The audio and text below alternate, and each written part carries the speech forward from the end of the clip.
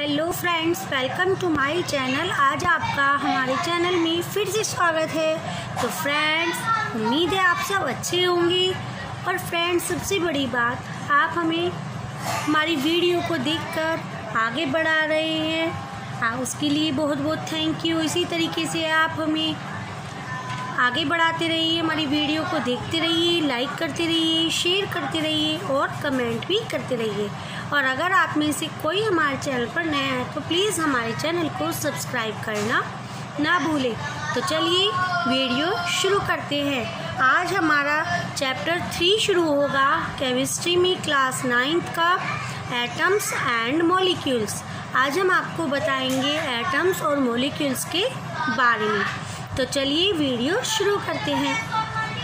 First देखिए आप, all matter is made up of small particles.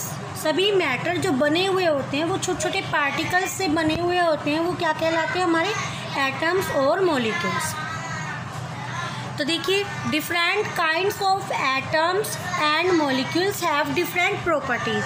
अलग अलग प्रकार के जो एटम और मॉलिक्यूल होते हैं वो अलग अलग प्रॉपर्टीज रखते हैं, लेकिन किसके कारण? Due to which different kinds. अलग अलग प्रकार का जो मैटर होता है वो अलग अलग प्रॉपर्टीज दिखाते हैं। आप समझ रहे हैं क्या कारण है इसका? तो आपने देखा कि एटम्स क्या होते हैं और मॉलिक्यूल्स क्या होते हैं। बात करते हैं एटम्स की। फर्स्टली, एटम होता क्या है? आप देख रहे हैं छोटे छोटे इधर दिखाए गए हैं एटम। अगर हम Na की बात करें तो Na को हम सोडियम कहते हैं, और सोडियम हमारा क्या होता है? एक एटम होता है। आप समझ रहे हैं? और अगर हम देखें कंपाउंड में, कंपाउंड अगर हम ले लेते हैं H2O। H2O आप जानते हैं कि एक वाटर होता है या जल होता है, ठीक है। इसके कंपाउंड में हम देखिए, आपको दिखा रहे हैं छोटे छोटे, ये क्या दिखा रखे हैं? H और O। तो ये जो हमारे दिखाए गए हैं ये हमारे वाटर मॉलिक्यूल्स हैं। आप समझ रहे हैं जल कैसे बनता है? 2 H के होते हैं और 1 O का होता है। तो ये जो हमारा होता है वो हमारा जल बन जाता है, कंपाउंड बन जाता है। और ये इस तरीके से पार्टीशन जो दिख रहे हैं आपको, ये छोटे छोटे मॉलिक्यूल्स होते हैं। समझ रहे हैं ना? अब बात करेंगे हम लॉज ऑफ केमिकल कॉम्बिनेशंस। कितने लॉज होते हैं? 2 लॉज होते हैं। फर्स्ट होता है आपका laws of conversation of mass या फिर matter, law of constant proportions. ये दोनों क्या होते हैं? इनको हम 1 by 1 आपको बता रहे हैं। Firstly law of conversation of मास। तो फर्स्ट देखेंगे हम लॉ ऑफ कन्वर्जेशन ऑफ मास। क्या होता है? मैटर इज नेदर क्रिएटेड, ना तो मैटर क्रिएटेड होता है, नॉट डेस्ट्रॉयड, ना ही डेस्ट्रॉयड होता है इन ए केमिकल रिएक्शन। किसी भी केमिकल रिएक्शन में मैटर ना क्रिएट होता है ना ही डेस्ट्रॉयड होता है। तो ये एक laws of conservation of mass के बारे में है। तो चलिए आगे देखते हैं। लॉ ऑफ केमिकल कॉम्बिनेशन में देखिए, the laws of conservation of mass means that in a chemical reaction. क्या है लॉ एक कंजर्वेशन का मास का? ये chemical reaction, the total mass of product, जो टोटल मास है एक प्रोडक्ट का, is equal to the total mass of reactant. जो टोटल मास है प्रोडक्ट है वो इक्वल है किसके? टोटल मास ऑफ रिएक्टेंट के। There is no change in mass during a chemical reaction. Mass में कोई चेंज नहीं होगा अगर एक केमिकल रिएक्शन होती है। फॉर एग्जांपल मैं आपके सामने है, देखिए कैल्शियम कार्बोनेट 100 ग्राम हमने लिया है। उसको अगर हम हीट देते हैं तो कैल्शियम प्लस कार्बन डाइऑक्साइड में वो टूट जाता है। कैल्शियम जो हमें मिला 56 ग्राम और कार्बन डाइऑक्साइड हमें 44 ग्राम। अगर इन दोनों को ऐड करके देखा तो हमारे 100 ग्राम जो कैल्शियम कार्बोनेट दी थी। तो आप देख रहे हैं जो मास है वो चेंज नहीं हुआ है। तो इसके लॉ में यही बताया गया है कि total mass of product is equal to the total mass of reactant. No change in mass during a chemical reaction. कोई भी केमिकल रिएक्शन होगी तो उसमें कोई चेंज नहीं होगा। तो चलिए लॉज ऑफ कांस्टेंट प्रोपोर्शनल पर चलते हैं। देखिए, a chemical compound always consist of the same element combined together in the same proportion by mass. जो हमारा लॉ है ऑफ कांस्टेंट प्रोपोर्शनल का, तो आपने क्या देखा कि केमिकल जो कंपाउंड है वो हमेशा सेम एलिमेंट कंबाइन करता है एक दूसरे के साथ in the same proportional by mass. उसका जो मास होता है वो सेम प्रोपोर्शनल के साथ कंबाइन करता है। तो देखिए अगर हम हाइड्रोजन लेते हैं, हाइड्रोजन का जो मास है वो हमारा 1 होता है, H2+ O, यानी कि जल बन गया हमारा। H2 में देखिए 1 होता है मास, तो H के 2 हैं तो 2 हो जाएगा 2U। एंड ऑक्सीजन के देखें तो 16 होते हैं। अगर हम इनका प्रोपोर्शनल निकालें तो देखिए 1:8 में आएगा। तो आपने क्या देखा, water is a compound which always consist of the same 2 elements. इसमें 2 एलिमेंट सेम होते हैं, for example hydrogen and oxygen. Combined अगर हम करते हैं तो सेम कांस्टेंट प्रोपोर्शन आता है, क्या, एक मास के द्वारा 1:8। आप समझ रहे हैं? तो ये 1:8 आया है, मास प्रोपोर्शन किसके आया, 1:8 के। अगर हम आइस वाटर की बात करें या रिवर वाटर की बात करें या सी वाटर की बात करें तो आप देखिए वाटर तो नाम ही तो अलग हो गया, सेम होगा मास, क्योंकि उसने बताया है। तो क्या होगा, सबका मास सेम, 1:8, 1:8 एंड 1:8। तो देखिए आगे करके दिखाते हैं। अभी आपने देखा कि 1:8 आया था हमारा rule of constant proportion.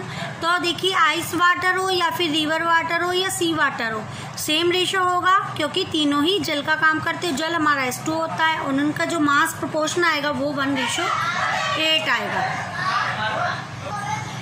Dalton atomic theory, अब आपको बताएंगे कि डाल्टन ने एटॉमिक थ्योरी किस तरीके से दी है। तो इसकी शॉर्ट फॉर्म होती है DAT। All matter is made up of very टिनी invisible particle. जो सारा मैटर है वो बना हुआ है बहुत ही छोटे छोटे इनविजिबल पार्टिकल से। तो हमारी एटॉमिक थ्योरी है यही मैटर की। फर्स्ट पॉइंट देखें तो उसके हिसाब से क्या होता है डाल्टन के, all the matter is made up of very small particles called atoms. ये जो मैटर बना होता है छोटे छोटे पार्टिकल्स बने होते हैं, इन्हें हम एटम्स कहते हैं। सेकंड में देखें तो atoms can nether be created nor destroyed. ना तो एटम्स क्रिएट हो सकते हैं और ना ही डिस्ट्रॉयड हो सकते हैं। थर्ड पॉइंट की बात करें तो all the atoms having same mass, सभी एटम सेम मास रखते हैं। देखिए एटम्स के बारे में हमने आपको पहले भी बताया, थोड़ा सा और बताएंगे। इसका एक फॉर्मूला है जो आपके सामने है। तो चलिए, an atom is the smallest particles of an element. एक एटम क्या होता है, छोटा सा हिस्सा होता है किसी भी एलिमेंट का, that can take part in a chemical reaction, जो हम केमिकल रिएक्शन में उसका हिस्सा लेते हैं। First, nanometre is equal to 1/10 की power 9 metre. 1 nanometre is equal to 1/10 की पावर 9 मीटर। अगर हम इसे ऊपर लाएंगे तो नेगेटिव साइन में शो करेगा। 1 नैनोमीटर इज इक्वल टू 10 की पावर -9 मीटर। सिंबल्स की बात करें तो देखिए एलिमेंट्स के कुछ नेम दिए गए हैं और उनके सिंबल दिए गए हैं जो आपको याद करने में आसानी होगी। तो चलिए फर्स्ट सिंबल आपका देखते हैं। एलिमेंट है हमारा हाइड्रोजन का सिंबल होता है H। हीलियम में देखिए He, lithium Li, boron B, carbon C, nitrogen N और ऑक्सीजन O। इसी तरीके से साइड में कुछ और दिए गए हैं नाम और उनके symbol. Fluorine F, neon Ne, magnesium Mg, aluminium Al, silicon Si और फास्फोरस P। इसी तरीके से और भी टेबल्स होती है सिंबल्स की, एलिमेंट्स के। तो ये आप याद कीजिए, आपको बहुत हेल्प मिलेगी। तो चलिए आगे चलते हैं। अगर वीडियो पसंद आ रही है तो लाइक कर दीजिए, शेयर कर दीजिए और कमेंट करना ना भूलें। और अगर आप में से हमारे चैनल पर कोई नया है तो प्लीज़ सब्सक्राइब जरूर करें और बेल आइकन पर भी प्रेस जरूर करें, जिससे कि लेटेस्ट वीडियो हमारी आपके फ़ोन पर सबसे पहले आए और आप इंजॉय कर सकें। सेकेंड पॉइंट की अगर हम बात करें, symbol of some element are formed from the first letter of the name. जो उसका नेम होगा उसका फर्स्ट लेटर लेके हम उसका सिंबल बनाते हैं। And a letter appearing letter in the name. देखिए पहले तो हमने आपको जो फर्स्ट पॉइंट दिखाया था, एक टेबल दिखाई थी, उसमें हमने बताया था जैसे कि हाइड्रोजन है तो हाइड्रोजन का सिंबल H होता है। लेकिन अगर हम बात करें जिंक, इसके हिसाब से Z नहीं होता इसका साइन या सिंबल। हम इसका साइन इस तरीके से लेंगे फर्स्ट और थर्ड, यानी कि Zn। ये आपको देख रहे हैं, symbol of some element are form from the first letter to the name, name का first letter and a letter appearing letter in the name. Third, next है आपका क्लोरीन। क्लोरीन में देखिए C, और इसका जो थर्ड पॉइंट है वो है L, तो जिंक और क्लोरीन। इस तरीके से इनके नाम को देखेंगे। चलिए नेक्स्ट पॉइंट पर चलते हैं। Other symbol have been taken from the name of element in Latin, German and Greek. कुछ सिंबल्स ऐसे होते हैं जो भाषाओं के अनुसार रखे जाते हैं, जैसे कि लैटिन भाषा है, जर्मन भाषा है, ग्रीक भाषा है। तो देखिए जैसे कि हमारा एलिमेंट है आयरन, तो आयरन का क्या होता है Fe, आयरन का क्या होता है Fe, और सोडियम का आप जानते हैं कि Na। तो ये इनके कौन से नाम हो गए, ये इनके हो गए साइंटिफिक नेम। ठीक है, अब बात करते हैं एटॉमिक मास की। What is atomic mass? Mu यानी कि atomic mass unit, of U यानी कि unified mass, is the standard unit for measurement of atomic mass. तो देखिए एटॉमिक मास क्या होता है किसी भी एलिमेंट का।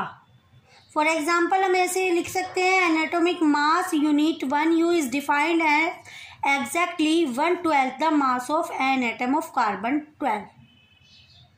फॉर एग्जाम्पल जैसे कि कार्बन 12 लिखते हैं, तो कार्बन 12 एटम क्या है, एन एटॉमिक मास है, एग्जैक्टली का 12 एटॉमिक मास यूनिट। तो देखिए लिख के बताते हैं आपको। Carbon 12 atom has been assigned an atomic mass of exactly 12 atomic mass unit। आप देख रहे हैं इसको किस तरीके से लिखा गया है, atomic mass unit is equal to 1/12 the mass of a carbon 12 atoms। तो इसको हम क्या बोल सकते हैं, 1 atomic mass unit is defined as exactly 1/12 the mass of an atom of carbon 12। इस तरीके से भी इसको बोल सकते हैं, the atomic mass of an element is the relative mass of its atom as compared with the mass of carbon 12 atom taken as 12 units. इस तरीके से आप समझ सकते हैं कि एटॉमिक मास है जो किसी भी एलिमेंट का, वो रिलेटिव मास उस एलिमेंट के कंपेयर करते हैं mass of A carbon 12 atom से, और लेते हैं क्या एज 12 यूनिट, 12 यूनिट के साथ। देखिए मॉलिक्यूल्स क्या होते हैं, एक molecule of an element are constituted by the same type of atoms. एक एटम्स की तरह ही सेम होती है एक एलिमेंट का हिस्सा। तो देखिए क्या होता है, the number of atoms constituting a molecule is known as at its atomicity, यानी कि जो नंबर है एटम का वो कॉन्स्टिट्यूट कर देंगे मॉलिक्यूल्स में, तो वो हमारा एटोमिसिटी कहलाता है। नेक्स्ट पॉइंट है आपका, molecule of some element contain only 1 atom, जिसमें केवल एक ही एटम होगा वो हमारा कहलाएगा मोनो एटॉमिक। ठीक है, नेक्स्ट अगर बात करें जिसमें 2 या 2 से ज़्यादा होंगे, molecule of some element contain 2 और more atoms known as diatomic. आप समझ रहे हैं, 1 के लिए भी और 2 के लिए भी। तो देखिए मॉलिक्यूल्स ऑफ कंपाउंड पर चलते हैं, वो क्या होता है। मॉलिक्यूल्स ऑफ कंपाउंड की अगर बात करें तो ये होता है, the molecule of A compound contain 2 और more different type of atoms. इसमें 2 टाइप्स के एटम्स होते हैं केमिकली कंबाइन करने में एक दूसरे के साथ। तो देखिए पहला है HCl, अगर इन दोनों को हम मिलाते हैं तो हमारा क्या बन जाता है, HCl। नेक्स्ट देखिए O और 2 H यानी कि H2O यानी कि जल, हाइड्रोक्लोरिक अम्ल, और ये जल बन गया। और आपका देखिए C और O यानी कि CO2 कार्बन डाइऑक्साइड। इस तरीके से हम मॉलिक्यूल्स ऑफ कंपाउंड को समझ सकते हैं। चलिए आप बात करते हैं आयंस की। आयंस क्या होते हैं हमारे, compound ion composed of metals or non-metals contain charge species। The charge species are known as ions। ions कौन कौन सकते हैं, एक तो पॉजिटिव आयन होता है, एक नेगेटिव आयन। तो देखिए a positively charge ion is known as cation and negative charge ion is known as anion. तो देखिए दोनों दिखाए गए हैं कि इलेक्ट्रॉन का देना एक पॉजिटिव साइन शो करता है और इलेक्ट्रॉन का लेना नेगेटिव। तो देखिए अगर हम बताते हैं आपको सिंपल आयन और कंपाउंड आयन क्या होते हैं, ठीक है। देखिए सिंपल आयन और कंपाउंड आयन में बात करें तो देखिए those ions which are form from single atoms, जिनके पास सिंगल एटम्स होते हैं वो हमारे सिंपल आयन कहलाते हैं। फॉर एग्जांपल में देखिए Na पॉजिटिव होता है, समझ रहे हैं आप, या फिर ऐसे भी बोल सकते हैं मैग्नीशियम 2+। ऐसे ही एग्जांपल और भी ले सकते हैं, एल्यूमिनियम 3+ होता है ऑक्साइड में, O2- होता है क्लोराइड में, Cl नेगेटिव। अगर हम बात करें कंपाउंड आयंस की, कंपाउंड आयंस होता है हमारा those ions which are form from group of joint atoms are called compound ions. For example की बात करें तो देखिए अमोनियम NH4 पॉजिटिव, देखिए मिक्सअप है, इसमें N भी है और H भी है, यानी कि नाइट्रोजन भी है और हाइड्रोजन भी है, यानी कि अमोनियम है, ये मिक्स है, कंपाउंड आयन कहलाएगा। ये 2 टाइप्स ऑफ एटम है इसमें। और भी एग्जांपल देख सकते हैं हम, कार्बोनेट और सल्फेट, इस तरीके से हम देख सकते हैं, ये हमारे कंपाउंड आयंस कहलाते हैं। आप समझ रहे हैं। देखिए अब आती है बात वैलेंसी क्या होती है। वैलेंसी से भी हम इस टॉपिक को समझ सकते हैं। The combining power of an element is known as it valency, या फिर हम ये भी बोल सकते हैं valency can be use to find out, valency कब यूज होती है फाइंड आउट करने के लिए, how the atom of an element, कितने एटम है एक एलिमेंट के, will contain with the atom of another element, जो दूसरे एटम या एलिमेंट के साथ एक केमिकल कंपाउंड बना रहे हैं। इस तरीके से हम समझ सकते हैं। तो चलिए एक एग्जांपल के द्वारा समझाते हैं, उससे आपको अच्छे से समझ आएगा। तो चलिए देखते हैं। कैल्शियम एक तरफ है, Ca2 पॉजिटिव, एक तरफ है कार्बोनेट CO3 2 नेगेटिव।